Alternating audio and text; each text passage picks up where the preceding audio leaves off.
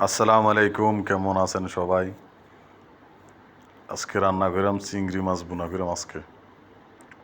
তো চিংড়ি মাছে ভাজার জন্য সর্বপ্রথম দিয়ে দিলাম লবণ, তারপর দিয়ে দিলাম হলুদ আর লবণ দিয়ে ভালোভাবে মিক্স করে নেম।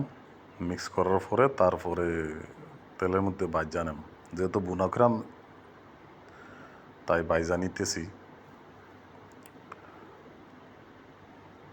তো মশলা মিক্স করা হয়ে গেছে।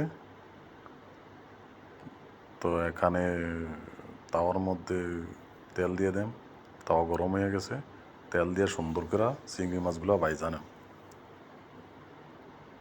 ভাজা তারপরে এটি টমেটো পেঁয়াজ দিয়া ভালো করে ভুনা করে নেন।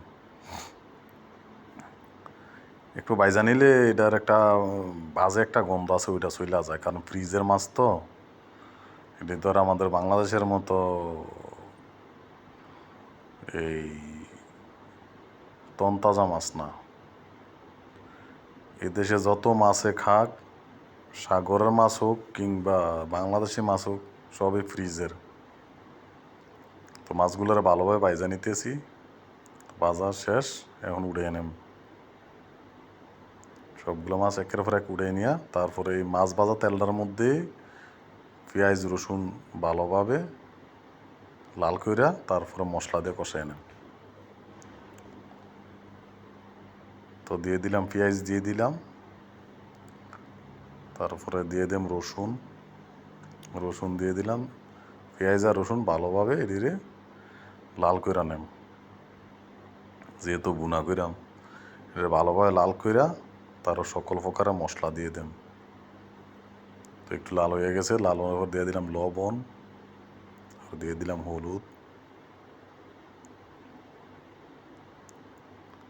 তারপর দিয়ে দিলাম সামান্য পরিমাণ মিক্স মশলা, তারপর দিয়ে দিলাম একটু মরিচের গুঁড়া, দিয়া একটু লাড়া দিয়া তারপর দিয়ে দিলাম সামান্য পরিমাণ পানি। আর মশলাটা দিয়ে সেরা চুলার আঁচ কমাই দিতে লাকড়ি দিয়ে রান্না করা না, আর গ্যাসে রান্না করে চুলার আঁচটা কমাই দিতে।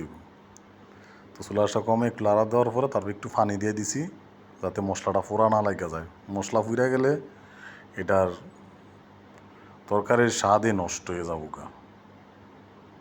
তো মশলা কষানো হয়ে গেছে, তো এখন দিয়ে দিলাম টমেটোটি ভালো করে কষাইয়া সুন্দর মতন, তারপর দিয়ে দিই মাছগুলা। টমেটো লাড়া গুঁড়া ভালো করে কষাইয়া নেন। তো টমেটো গলে গেলে তারপরে মাছগুলা দিয়ে দেন। এই যে টমেটো গলে গেছে, তখন মাছগুলা দিয়ে দিলাম, দিয়া সুন্দর মতন ভালোভাবে উল্টে আবার আর একটু কষাইয়া নেন। তারপরে দিয়ে দিলাম সাথে 1 মগ পরিমাণ গরম পানি, 1/2 লিটারের তেন কম পানি, কারণ আমার তরকারি অল্প, পানি বেশি দিয়ে লাভ নাই। তো ভালোভাবে আবার মাছগুলো দিয়ে আবার কষাই নিতেছি। তো কষান শেষ, এখন দিয়ে দিলাম 1 মগ পানি, এই 300-400 ml এর মতন। তো ভালোভাবে গুঁড়া দিয়ে ভালোভাবে সিদ্ধ করে নেন।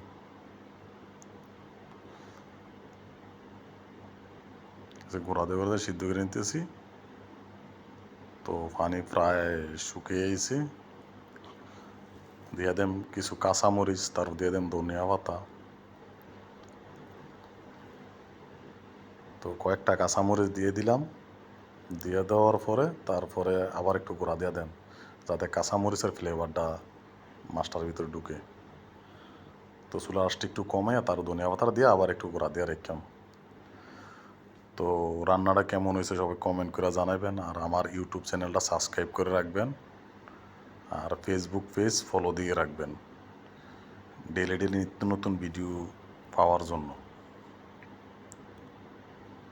তো এই যে প্রায় আমার রেডি হয়ে গেছে। ধন্যবাদ, সবাই ভালো থাকবেন। আল্লাহ হাফেজ।